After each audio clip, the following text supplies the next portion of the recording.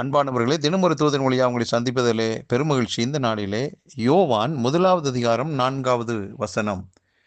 அவருக்குள் ஜீவன் இருந்தது, அந்த ஜீவன் மனுஷருக்கு ஒளியாயிருந்தது என்று. ஆண்டவராகிய தேவன் எப்படிப்பட்டவர்? ஜீவன் உள்ளவர், வாழ்வுள்ளவர்.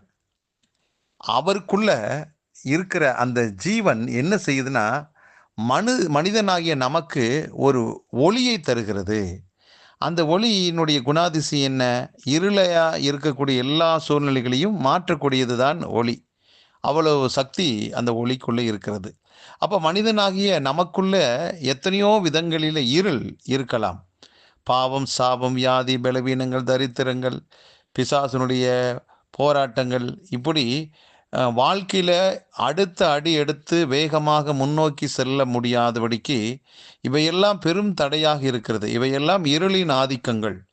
அப்போ ஆண்டவராகிய தேவனுக்குள்ள இருக்கிற அந்த ஜீவன் எதை கொடுக்கிறது மனிதனுக்கு அப்படின்னா, மனிதன் எந்தெந்த விதத்திலெல்லாம் இருளின் ஆதிக்கத்தினால் பாதிக்கப்பட்டு அவனுடைய வாழ்க்கையில் எழும்ப முடியாதபடி, பிரகாசிக்க முடியாதபடி அவனை ஒரு சூன்யமாக்கிறது. அவனுக்கு 1000 திறமைகள் இருக்கும், நல்ல ஞானம் இருக்கும், நல்ல விதமான முன்னேறணுங்கிற துடிப்பு இருக்கும். ஆனால் வாழ்க்கையில் ஒரு முன்னேற்றத்தை பார்க்க முடியல. காரணம், ஏதோ ஒரு விதமான பிசாசனுடைய அந்த ஆதிக்கம், அந்த இருளின் ஆதிக்கம் இருக்கிறது. இன்றைக்கு கர்த்தர் சொல்லுகிற ஒரு நல்ல வார்த்தை, ஆண்டவருக்குள்ள ஜீவன், வாழ்வு கொடுக்கிற அந்த வல்லமை இருக்கிறது.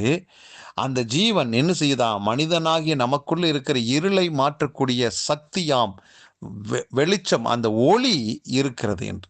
அந்த ஒளியின் மூலமாக நாம் என்ன செய்கிறோம்? பிரகாசம் அடைகிறோம். சரி, அப்போ ஆண்டவருக்குள்ள இருக்கிற ஒளிக்கு என்ன வல்லமை இருக்கிறது என்றால், அந்த ஒளி இருளான சூழ்நிலைகளிலே ஒளிக்கக்கூடியதாக இருக்கிறது, வெளிச்சத்தை காட்டக்கூடியதாக இருக்கிறது. ஆகவே நானும் நீங்களும் எவ்வளவு பெரிய இருளான வாழ்வில் இருந்தாலும் ஆண்டவராக இயேசு கிறிஸ்துவுக்கு நாம் இடம் கொடுக்கிற போது, அவருக்குள்ள இருந்து வாழ்வு கொடுக்கிற அந்த ஒளி நமக்குள்ள இருக்கிற அத்தனை விதமான இருளையை மாற்றி அமைக்கக்கூடியதாக இருக்கிறது. அதே போல அந்த இருள் அந்த ஒளியை நோக்கி ஒரு கோபத்தோடு, எரிச்சலோடு அந்த பிசாசின் சக்தி தேவனுக்கு முன்பாக வரும்போது என்ன செய்ய முடியும் அப்படின்னு கேட்டிங்கன்னா, அந்த இருளானது அந்த ஒளியை மேற்கொள்ளவே முடியாமல் போய்விடுகிறது. ஒரு நாளும் அந்த இருள் அந்த வெளிச்சத்தின் மேலே, அந்த ஒளியின் மேலே வெற்றி கொள்ளவே முடியாதான். ஆகவே பிரியமானவர்களே, நமக்குள்ள ஆண்டவருடைய ஜீவன் இருக்கிறது. அந்த ஜீவன் எனக்கும் உங்களுக்கு ஒளியை தருகிறது, வெளிச்சத்தை தருகிறது. அந்த வெளிச்சத்தில், அந்த ஒளியில் நாம் இருளை எவ்வளவு பெரிதான மோசமான பிசாசனுடைய சக்திகள் இருந்தாலும் அவற்றை மேற்கொள்ளத்தக்கதான வல்லமை அதற்குள் அடங்கியிருக்கிறது. இனி எந்த விதத்திலும் பிசாசானவன் நம்மை தொட அவனுக்கு அதிகாரம் கிடையாது. ஏனென்றால் நமக்குள்ள அந்த ஒளி இருப்பதால். ஆகவே பயப்படாதீர்கள். இனி உங்களுக்கும் எனக்கும் நல்ல காலம்தான் வந்துவிட்டது.